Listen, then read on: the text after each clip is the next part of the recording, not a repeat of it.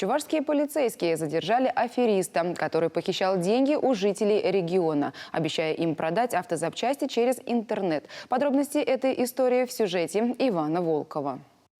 37-летний житель Чебоксар стал жертвой мошенничества после того, как решил приобрести запчасти на свой автомобиль по выгодной цене.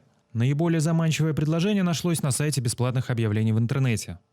Нашел объявление по продаже фары на автомобиль. Договорились с продавцом о дистанционной продаже. После этого я перечисляю ему деньги на карту. Желаемые детали на свой автомобиль горожанин так и не получил. Обратившись за помощью к правоохранителям, обманутый житель Чебоксар сообщил полицейским о том, что мошенник исчез после получения денег. Спустя где-то 3 недели позвонил следователь и сказал, что мое преступление было раскрыто и преступник пойман. Меньше месяца понадобилось сотрудникам уголовного розыска, чтобы установить подозреваемого в интернет-мошенничествах, на улов которого попались жители Чувашии. Чтобы задержать злоумышленника, оперативники отправились в служебную командировку в Москву.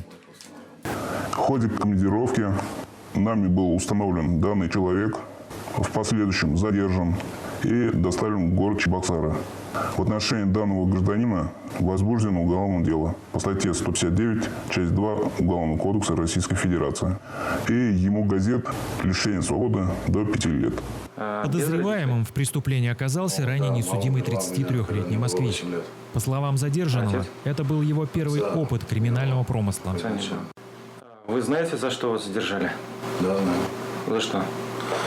Обманул человека, продал запчасти, не отправил, забрал деньги и потратил.